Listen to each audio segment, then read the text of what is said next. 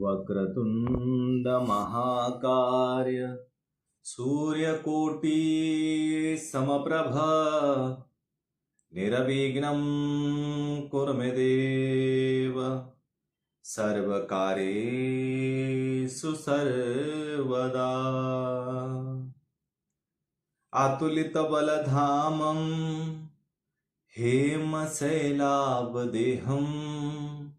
दनुजवनकृशानुं ज्ञानिनामग्रगण्यं सकलगुणनिधानं वानराणामधीशं रघुपतिप्रियभक्तं वातजातं नमामि।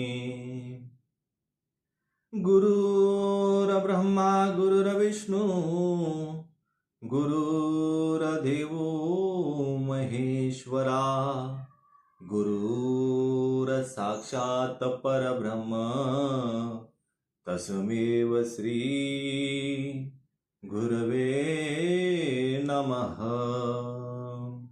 सर्वे भवन्तु सुखिनः सर्वे सन्तु निरामया सर्वे भद्राणि पश्यन्ति मा कश्चित् दुःखभाग् भूयात्। ॐ शान्तिः शान्तिः शान्तिः। गोविन्द राधे गोपाल राधे गोविंद राधे गोपाल राधे गोविंद गोविंद गोपाल राधे गोविंद गोविंद गोपाल राधे गोविंद राधे गोपाल राधे गोविंद राधे गोपाल राधे गोविंद राधे गोपाल राधे गोविंद राधे गोपाल राधे गोविंद गोविंद गोपाल राधे गोविंद गोविंद गोपाल राधे गोविंद राधे गोपाल राधे गोविंद राधे गोपाल राधे गोविंद राधे गोपाल राधे गोविंद राधे गोपाल राधे गोविंद राधे गोपाल राधे गोविंद राधे गोपाल राधे गोविंद राधे गोपाल राधे गोविंद राधे गोपाल राधे गोविंद राधे गोपाल राधे गोविंद राधे गोपाल राधे गोविंद राधे गोपाल राधे गोविंद राधे गोपाल राधे गोविंद राधे गोपाल राधे गोविंद राधे गोपाल राधे गोविंद राधे गोपाल राधे गोविंद राधे गोपाल राधे गोविंद राधे गोविंद राधे गोविंद राधे गोविंद राधे। श्री गणेशाय नमः श्री सरस्वती नमः श्री सांब सदाशिवाय नमः। ओम परमात्मने नमः। ओम सच्चिदानंद रूपाय विश्व उत्पत्त्यादि हेतवे तापत्रय विनाशाय श्री कृष्णाय वयं नमः। यं प्रव्रजन्तमनुपेतं पेतकृत्यं द्वैपायनो विरहकातर आजुहाव पुत्रेति तन्मयतया तरवोऽभिनेदुस्तं सर्वभूतहृदयं मुनिमानतोऽस्मि। नैमिषे सुतमाशिनं भिवाद्य महामतिं कथामृतरसास्वादकुशलः शौनको ब्रवीत। सच्चित आनंद रूप भगवान श्री कृष्ण को मैं कोटि कोटि प्रणाम करता हूं। पिछले भाग में हमने उद्धव और विदुर की भेंट यह कथा सुनी। अब इस भाग में हम उद्धव जी द्वारा भगवान की बाल लीलाओं का वर्णन यह कथा हरि उद्योग के सेवन के इस चैनल के माध्यम से सुनेंगे। तो आइए कथा में प्रवेश करते हैं। वासुदेव सुतं देवं कंस चाणूरमर्दनम देवकी परमानंदम कृष्णं वंदे जगद्गुरुम। श्री सुखदेव जी कहते हैं, जब विदुर जी ने परम भक्त उद्धव से इस प्रकार उनके प्रियतम श्री कृष्ण से संबंध रखने वाली बातें पूछी, तब उन्हें अपने स्वामी का स्मरण हो आया और वे हृदय भर आने के कारण कुछ भी उत्तर दे न सके। जब ये 5 वर्ष के थे, तब बालकों की तरह खेल में ही श्री कृष्ण की मूर्ति बनाकर उसकी सेवा पूजा में ऐसी तन्मय हो जाते थे कि कलेवे के लिए माता के बुलाने पर भी उसे छोड़कर नहीं जाना चाहते थे। अब तो दीर्घ काल से उन्हीं की सेवा में रहते रहते ये बूढ़े हो चले थे। अतः विदुर जी के पूछने से उन्हें अपने प्यारे प्रभु के चरण कमलों का स्मरण हो आया। उनका चित्त विरह से व्याकुल हो गया। फिर वे कैसे उत्तर दे सकते थे। उद्धव जी श्री कृष्ण के चरणारविंद मकरंद सुधा से सराबोर होकर 2 घड़ी तक कुछ भी नहीं बोल सके। तीव्र भक्ति योग से उसमें डूबकर वे आनंद मग्न हो गए। उनके सारे शरीर में रोमांच हो आया तथा मूंदे हुए नेत्र से प्रेम के आंसुओं की धारा बहने लगी। उद्धव जी को इस प्रकार प्रेम प्रवाह में डूबे हुए देखकर विदुर जी ने उन्हें कृतकृत्य माना। कुछ समय बाद जब उद्धव जी भगवान के प्रेम धाम से उतरकर पुनः धीरे धीरे संसार में आए, तब अपने नेत्रों को पोंछकर भगवत लीलाओं का स्मरण हो आने से विस्मित हो विदुर जी से इस प्रकार कहने लगे। उद्धव जी बोले, विदुर जी, श्री कृष्ण रूप सूर्य के छिप जाने से हमारे घर को काल रूप अजगर ने खा डाला है। वे श्रीहीन हो गए हैं। अब मैं उनकी क्या कुशल सुनाऊं। अहो, यह मनुष्य लोक बड़ा ही अभागा है। इसमें भी यादव तो नितांत भाग्यहीन है, जिन्होंने निरंतर श्री कृष्ण के साथ रहते हुए भी उन्हें नहीं पहचाना। जिस तरह अमृतमय चंद्रमा के समुद्र में रहते समय मछलियां उन्हें नहीं पहचान सकी थी, यादव लोग मन के भाव को ताड़ने वाले, बड़े समझदार और भगवान के साथ एक ही स्थान में रहकर क्रीड़ा करने वाले थे। तो भी उन सब ने समस्त विश्व के आश्रय सर्वांतर्यामी श्री कृष्ण को एक श्रेष्ठ यादव ही समझा। किंतु भगवान की माया से मोहित इन यादवों और इनसे व्यर्थ का वैर ठानने वाले शिशुपाल आदि के अवहेलना और निंदा सूचक वाक्यों से भागवत प्राण महानुभावों की बुद्धि भ्रम में नहीं पड़ती थी। जिन्होंने कभी तप नहीं किया, उन लोगों को भी इतने दिनों तक दर्शन देकर अब उनकी दर्शन लालसा को तृप्त किए बिना ही वे भगवान श्री कृष्ण अपने त्रिभुवन मोहन श्री विग्रह को छिपाकर अंतर्धान हो गए हैं। और इस प्रकार उन्होंने मानो उनके नेत्रों को ही छीन लिया है। भगवान ने अपनी योग माया का प्रभाव दिखाने के लिए मानव लीलाओं के योग्य जो दिव्य श्री विग्रह प्रकट किया था, वह इतना सुंदर था कि उसे देखकर सारा जगत मोहित हो जाता था। वे स्वयं भी विस्मित हो जाते थे। सौभाग्य और सुंदरता की पराकाष्ठा थी उस रूप में। उसे आभूषण अंगों के गहने विभूषित हो जाते थे।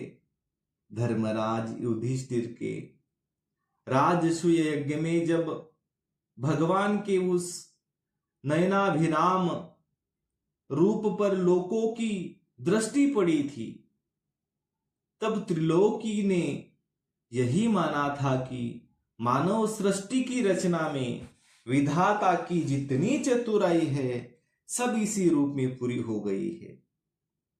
उनके प्रेम पूर्ण हास्य विनोद और लीलामय चितवन से सम्मानित होने पर व्रज बालों की आंखें उन्हीं की ओर लग जाती थी और उतना चित्त भी ऐसा तल्लीन हो जाता था कि वे घर के काम धंधों को अधूरा ही छोड़कर जड़ पुतलियों की तरह खड़ी रह जाती थी। चराचर जगत और प्रकृति के स्वामी भगवान ने जब अपने शांत रूप महात्माओं को अपने ही घोर रूप असुरों से सताए जाते देखा, तब वे करुणा भाव से द्रवित हो गए और अजन्मा होने पर भी अपने अंश बलराम जी के साथ काष्ठ में अग्नि के समान प्रकट हुए। अजन्मा होकर भी वासुदेव जी के यहाँ जन्म लेने की लीला करना, सबको अभय देने वाले होने पर भी मानो कंस के भय से वज्र में जाकर छिप रहना और अनंत पराक्रमी होने पर भी काल यवन के सामने मथुरापुरी को छोड़कर भाग जाना, भगवान की लीलाएं याद आकर मुझे बेचैन कर डालती है। उन्होंने जो देवकी वसुदेव की चरण वंदना करके कहा था, पिताजी माताजी, कंस का बड़ा भय रहने के कारण मुझसे आपकी कोई सेवा न बन सकी। आप मेरे इस अपराध पर ध्यान न देकर मुझ पर प्रसन्न हो। श्री कृष्ण की ये बात जब याद आती है तब आज भी मेरा चित्त अत्यंत व्यथित हो जाता है। जिन्होंने काल रूप अपने भ्रुकुटी विलास से ही पृथ्वी का सारा भार उतार दिया था, उन श्री कृष्ण के पाद पद्म पराग का सेवन करने वाला ऐसा कौन पुरुष है जो उसे भूल सके। आप लोगों ने राजसूय यज्ञ में प्रत्यक्ष ही देखा था कि श्री कृष्ण से द्वेष करने वाले शिशुपाल को वह सिद्धि मिल गई जिसकी बड़े बड़े योगी भली भांति योग साधना करके स्वाह करते रहते हैं। उनका विरह भला कौन सह सकता है। शिशुपाल के ही समान महाभारत युद्ध में जिन दूसरे योद्धाओं ने अपनी आंखों से भगवान श्री कृष्ण के नयनाभिराम मुख कमल का मकरंद पान करते हुए अर्जुन के बाणों से बंधी कर प्राण त्याग किया, वे पवित्र होकर सब के सब भगवान के परम धाम को प्राप्त हो गए। स्वयं भगवान श्री कृष्ण तीनों लोगों के अधीश्वर है, उनके समान भी कोई नहीं है, उनसे बढ़कर तो कौन होगा। वे अपने स्वतः सिद्ध ऐश्वर्य से ही सर्वदा पूर्ण काम है। इंद्रादि असंख्य लोकपालगण नाना प्रकार की भेंट लाकर अपने अपने मुकुटों के अग्रभाग से उनके चरण रखने की चौकी को प्रणाम किया करते हैं।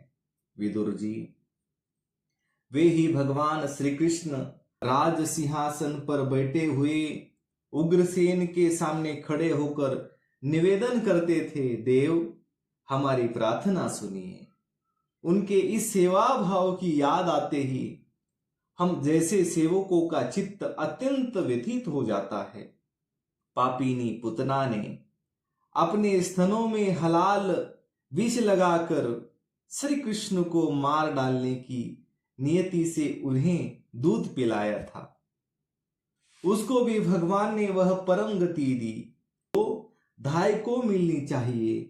उन भगवान श्री कृष्ण के अतिरिक्त और कौन दयालु है जिसकी शरण ग्रहण करे। मैं असुरों को भी भगवान का भक्त समझता हूं, क्योंकि वैर भाव जनित क्रोध के कारण उनका चित्त सदा श्री कृष्ण में लगा रहता था और उन्हें रंगभूमि से सुदर्शन चक्रधारी भगवान को कंधे पर चढ़ाकर झपड़ते हुए गरुड़ जी के दर्शन हुआ करते थे। ब्रह्मा जी की प्रार्थना से पृथ्वी का भार उतार कर उसे सुखी करने के लिए कंस के कारागार में वसुदेव देवकी के यहां भगवान ने अवतार लिया था। उस समय कंस के डर से पिता वासुदेव जी ने उन्हें नंद बाबा के व्रज में पहुंचा दिया। वहां वे बलराम जी के साथ 11 वर्ष तक इस प्रकार छिपकर रहे कि उनका प्रभाव व्रज के बाहर किसी पर प्रकट नहीं हुआ। यमुना के उपवन में जिसके हरे भरे वृक्षों पर कलरव करते हुए पक्षियों के झुंड रहते हैं, भगवान श्री कृष्ण ने बछड़ों को चराते हुए ग्वाल बालों की मंडली के साथ विहार किया था। वे ब्रजवासियों की दृष्टि आकृष्ट करने के लिए अनेकों बाल लीलाएं उन्हें दिखाते थे। कभी रोने से लगते, कभी हंसते और कभी सिंह शावक के समान मुग्ध दृष्टि से देखते। फिर कुछ बड़े होने पर वे सफेद बैल और रंग बिरंगी शोभा की मूर्ति गौओं को चराते हुए अपने साथी गोपों को बांसुरी बजा बजा कर रिझाने लगे। इसी समय जब कंस ने उन्हें मारने के लिए बहुत से मायावी और मनमाना रूप धारण करने वाले राक्षस भेजे, तब उनको खेल ही खेल में भगवान ने मार डाला। जैसे बालक खिलौनों को तोड़ फोड़ डालता है, कालिया नाग का दमन करके विष मिला हुआ जल पीने से मरे हुए ग्वाल बालों और गौओं को जीवित कर उन्हें कालिया दह का निर्दोष जल पीने की सुविधा कर दी। श्री कृष्ण ने बड़े हुए धन का सदव्यय कराने की इच्छा से श्रेष्ठ ब्राह्मणों के द्वारा नंद बाबा से गोवर्धन पूजा रूप गोयज्ञ करवाया। इंद्र इससे अपना मान भंग होने के कारण जब इंद्र ने क्रोधित होकर व्रज का विनाश करने के लिए मुसलधार जल बरसाना आरंभ किया, तब भगवान ने करुणावश खेल ही खेल में छत्ते के समान गोवर्धन पर्वत को उठा लिया और अत्यंत घबराए हुए व्रजवासियों की तथा उनके पशुओं की रक्षा की। संध्या के समय जब सारे वृंदावन में शरद के चंद्रमा की चांदनी छिटक जाती, तब श्री कृष्ण उसका सम्मान करते हुए मधुर गान करते और गोपियों के मंडली की शोभा बढ़ाते हुए उनके साथ रास विहार करते। तो आज के लिए इतना ही। कर्पूर गौरम करुणावतारम संसार सारम भुजगेन्द्रहारम सदा वसंतम हृदयारविंदे भवम भवानी सहितं नमामि। सियावर रामचंद्र की जय, पवन सूत हनुमान की जय, उमापति महादेव की जय। जय जय श्री राधे श्याम। शेष चर्चा अगले भाग में।